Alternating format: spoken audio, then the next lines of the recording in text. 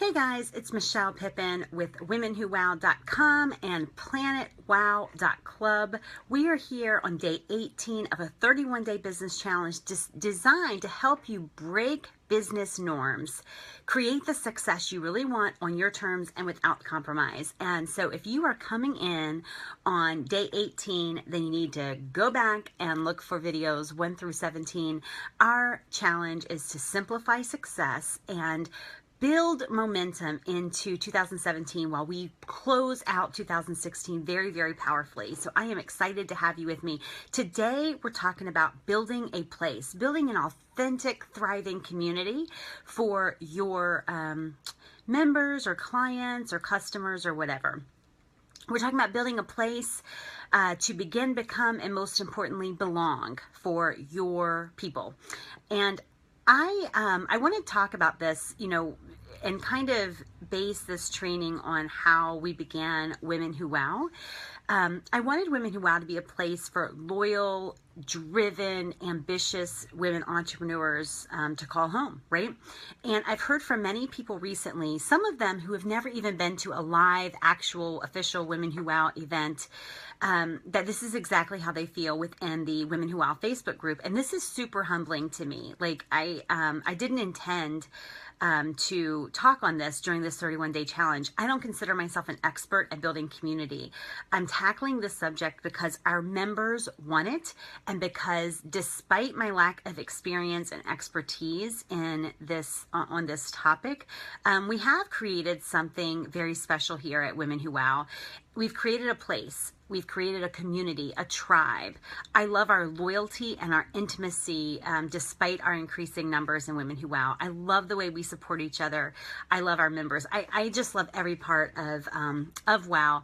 And so I started, I had been asked about teaching this a couple different times, and I kind of resisted because I know I'm not the best expert on this, but I started looking backwards to see what we did right with Women Who Wow, because many of our members are interested in creating a place or a tribe, some sort of community for their members, clients, or customers. So I started looking backwards at what we did right. And so I want to dig into the training, and then I'll kind of summarize as we go on. But the first thing I did, I guess, is I kind of decided what I wanted Women Who Wow to look like and feel like. So if you decide that, you have to decide, first of all, if you have a place, if you have a waiting room, be it virtual or physical, for your market to congregate, talk, encourage each other, and have access to you, right? One of the little analogies that's come up in this training is that of a waiting room, so that you are attracting people to you, you're soliciting the attention of your market, and we kind of have to have a holding place for people who aren't quite yet ready to do business with you, but they're interested and they are ideal for you. And so we talked about this idea of having a waiting room. And so the first thing, I guess, is decide, if you already have a waiting room of some sort. And the second thing is, if not, what do you want that waiting room, that community, that tribe, that place kind of gather? What do you want it to look and feel like? With WOW, I wanted exclusivity, 100%. The masses never impressed me. I wanted quality over quantity. I wanted it to feel empowered and intimate. That's what I set out to create with Women Who Wow. I wanted it to feel welcoming and accepting, and I wanted it to be diverse. I wanted us to be united really in two things. One is in our ambition, and two is in our genuine hearts towards each other, and also towards the market, the people that we serve. I started because I knew that I wanted an exclusive community. I started with invite only, like print invite only, very relational kind of marketing. And members, I invited the first batch of members, and then they gave me names of other people who should be invited. So we grew in the early days by extension of ourselves, right? We grew by committee, I guess, right? So we sort of, we started out with a little teeny tribe, and then everybody started inviting people that they knew would be a good fit. And I tell you what, this was a great way to grow. It was a slower way to grow, but because my goal wasn't the masses, because my goal was to create an exclusive community for women entrepreneurs, because of that, it was very, it made sense to grow in this way. And I loved in those early days, people were really, really deliberate about who they invited. And they'd reason it through. Well, she does the, I think she might be a good fit, but here's a concern. They reasoned it through. They protected. Whoops. Sorry.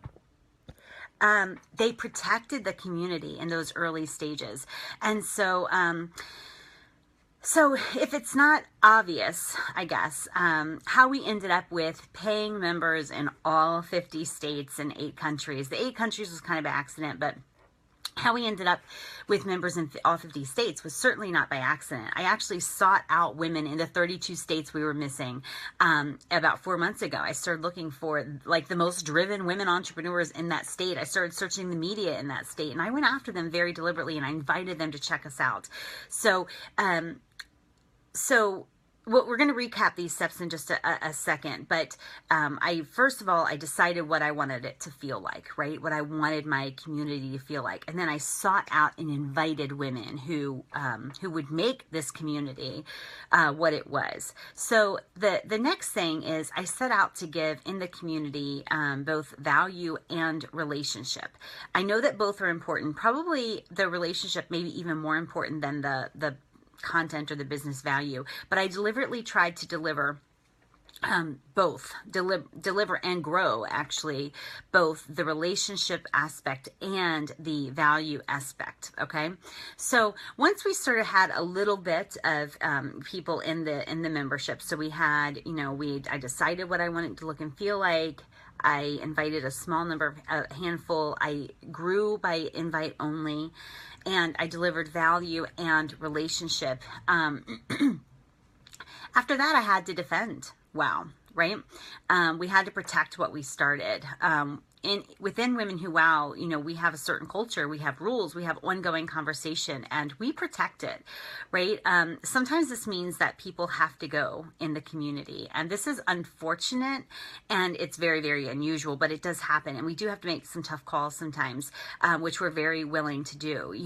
Sometimes when you roll out a welcome mat for your exact ideal target market, it becomes a "you're not welcome here" sign to others, and we have to be sort of willing to defend what we have created in our tribe, in our community. And so another line of defense, by the way, when you are starting a community for your business, is something that, kind of came up really quickly within the Women Who WOW community.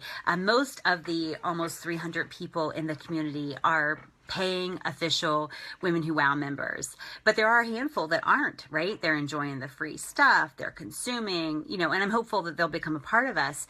But before we wrap up 2016, there will be a member, non-member line that will become much more pronounced. It will make the people enjoying Women Who WOW like for free to want to join immediately to make sure they're not missing out and continuing to miss out on the members only perks. So just to recap, right? So we defined what do we want the community to look like. And this part, I think, it cannot be overstated. When you set out to create a community, you can't just be like, okay, I want a Facebook group, I want a community, I want a membership. You have to really define what you want it to look and feel like, who it's really for. This took me a lot of time. I probably met with tons of attorneys back then, years ago. I wasn't sure what Women Who WOW would become, whether it would become like e-women, like and have chapters everywhere, or whatever. And so I spent quite a lot of time deliberating what I wanted it to be. And then I defined it. And so what do you want it to look and feel like? The second thing, so define is the first step, right? The second is to intentionally invite people into the group. Your first probably 50 people into the group are probably the most important, right? And I took this very, very, very seriously. For about a year and a half, Women Who WOW grew probably at a snail's pace, but we grew the right way. And so intentional invitation is the second step. The third step is deliver, right? Deliver value, and relationship. This means that you're going to ask people to speak in the community. You are going to, obviously the value part's kind of easy. You're going to give them the expertise that you have. But the relationship part, you need to Ask them to speak. Tag people to start conversations. Obviously, when people say something, you got to respond to them, right? We have to have an ongoing conversation. So deliver that value and relationship. And then the fourth step is to defend what you've created, right? Defend what you've created. And not in a way that shuts people down or shuts people out, but we do have to make sure that we are not allowing the wrong people in who sort of like don't follow the rules, and they're kind of spamming everyone, or they're being acrimonious, things like that. So now I do want to go into a couple issues. So those are the 4 steps: define, invite, deliver, defend. Now I want to go into a challenge that someone had posted about because they've done these communities, and in particular Facebook group community, and they did it for free at first, and then they wanted to transition it over into a paid community.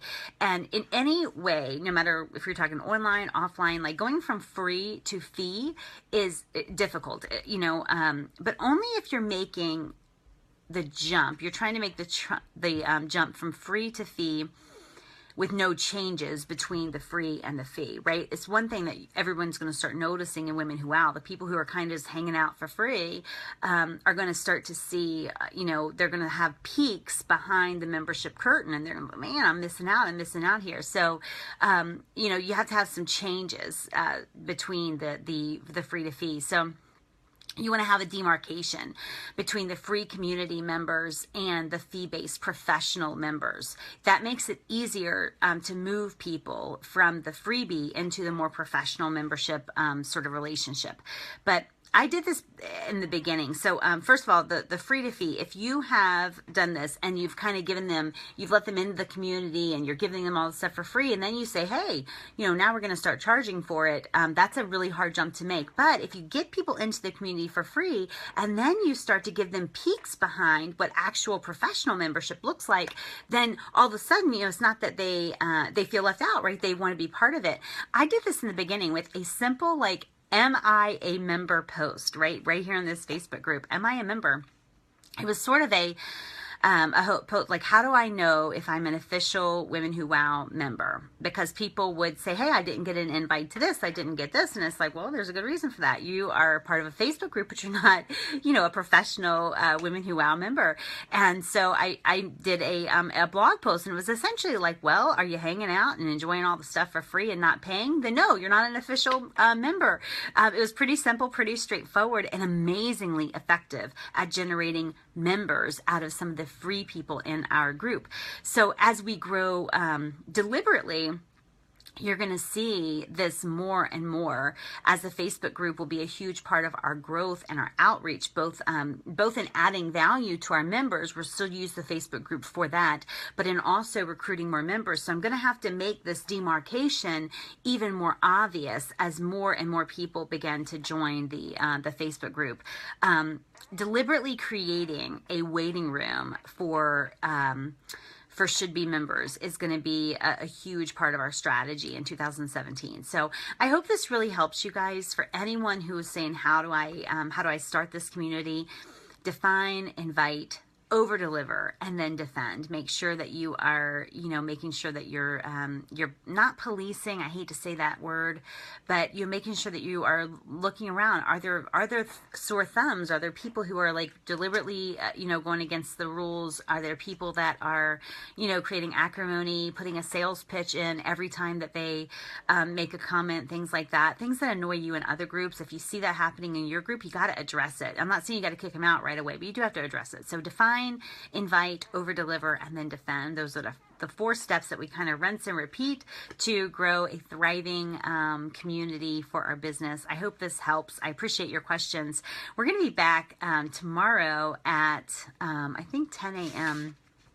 and we're going to be talking about follow-up, right? So I think all of us have left some money on the table by not following up. I know I certainly have. I've heard from many members who are saying, hey, I need help with this. So day 19 is going to be all about the follow-up. And I will talk with you guys soon, but I appreciate you being here. And we'll talk again tomorrow morning. Bye.